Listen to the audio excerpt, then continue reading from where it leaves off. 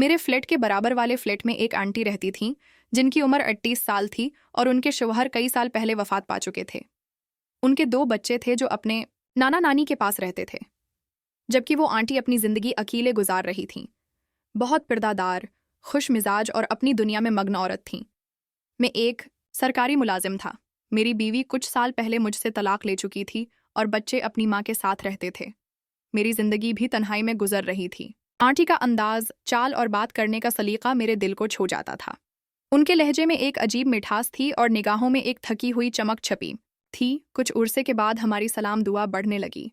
वो अक्सर अपने फ्लैट के बाहर झाड़ू लगा रही होती तो मुझे सलाम करती। मैं जवाब देकर मुस्कुरा देता। एक दिन वो मेरे दरवाजे पर आए। हाथ में तेल की बोतल थी। कहने लगे, भाई माफ़ कीजिएगा, एक काम था। मेरी वो पुरानी सिलाई मशीन है, उसकी सुई जाम हो गई है। आप प्लीज़ मुझे उसका आयल बदल दें। मैं एक लम्हे के लिए हैरान हुआ। आंटी की आवाज़ में थोड़ी शर्म थी, मगर उसके पीछे एक मासूम इर्तिमादुन था। मैंने मुस्कुराते हुए कहा, आयल बदलवाना है।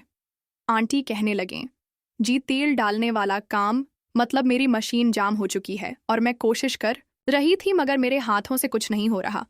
मैंने चाबी उठाई और उनके पीछे उनके फ्लैट में चला आया। अंदर बहुत महक थी। कमरा बहुत साफ सुथरा था। हर चीज़ सलीके से रखी थी।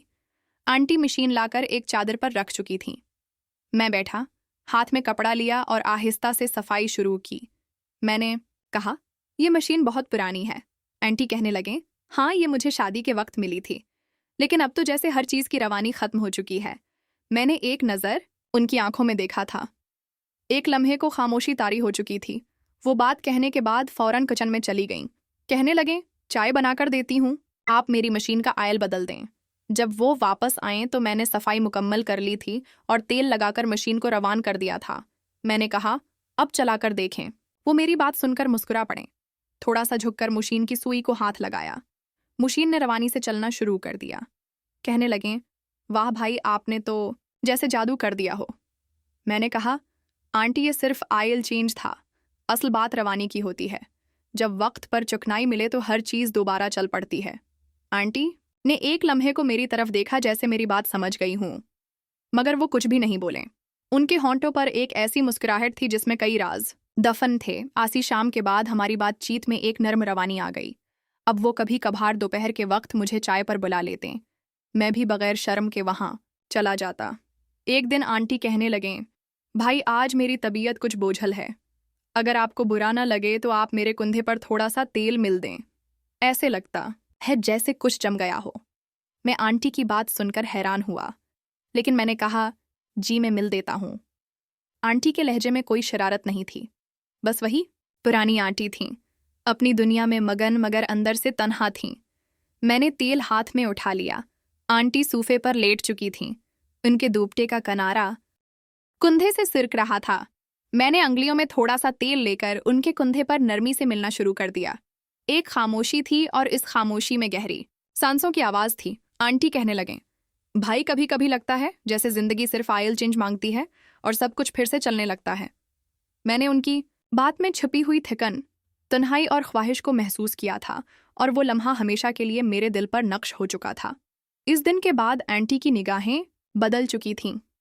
वो वही आंटी थीं, सलीके वाली, धीमी बात करने वाली, मगर अब उनकी नज़रें ठहर जाती थीं और कभी कभार झुककर कुछ छिपा भी लेती थीं, जैसे कोई अंदर की रोशनी छलकने से रोक रहा हो। एक दोपहर में दफ्तर से जल्दी वापस आया। गली में दाखिल होते ही दरवाजे पर आंटी खड़ी थीं। हाथ में छोटा सा डब्बा था। भाई, माफ़ कीजिएगा, मेरा रूम कॉलर अजीब आवाज़ निकाल रहा है, शायद उसका भी आयल बदलना है। मैंने मुस्कुराकर कहा, आप तो अब हर चीज़ की जिम्मेदारी मेरे कुंधों पर डाल रही हैं। आंटी कहने लगें, आपके कुंधे बहुत भरोसे वाले हैं। ये जमला सीधा मेरे दिल पर उतरा था। वो शर्माती हुई वापस मड़ें और अंदर चली आएं। रूम कॉलर कमरे के कोने में रखा था। पुराना सा था, वाकई आवाज़ कर रहा था। मैं उसे ठीक करने लगा। आंटी किचन में चाय लेने चली गईं। बर्तनों की हल्की हल्की आवाज़ आ रही थी। कॉलर के शोर में एक अजीब सा मज़ा आ रहा था, जैसे सुकून इस शोर में छपा हो। मैंने ध्यान से कॉलर की सफाई की और नई चुकनाई लगाना शुरू कर दी। आतने में आंटी मेरे पास आईं। उनके हाथ में चाय की टरे थी। कहने लगे, कितना वक्त लगेगा? मैंने कहा, बस थोड़ा सा वक्त लगेगा। जब तक अच्छी तरह तेल नहीं लग जाता ये शूर बंद नहीं होगा।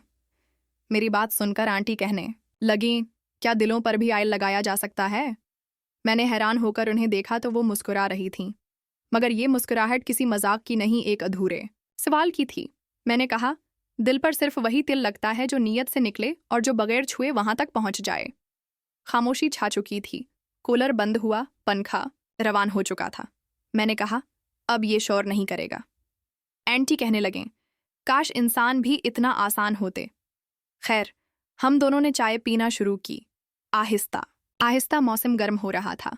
मैंने खिड़की से बाहर देखा, शाम का रंग गहरा हो रहा था। आंटी मेरी तरफ देखते हुए कहने लगे, भाई कुछ दिनों से मेरी तबीयत खराब है। शायद जिस्म में नमी की कमी हो चुकी है। अगर आपके पास वक्त हो तो आज जरा मेरे पाँव पर तेल मिल दें। ये जमला आम होता तो शायद बर्रा लगता, मगर वो इस कदर नरमी और सादगी से कह रही थी कि उसमें कोई शरारत नहीं थी।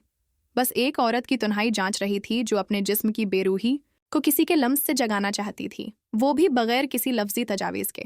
मैंने सिर हिला दिया। वो सूफे पर बैठ चुकी थीं।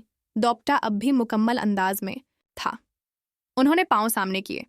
मैंने हल्के हाथों से तेल अंगुलियों पर लगा लिया और उनके तलवों पर नरमी से लगाना शुरू किया।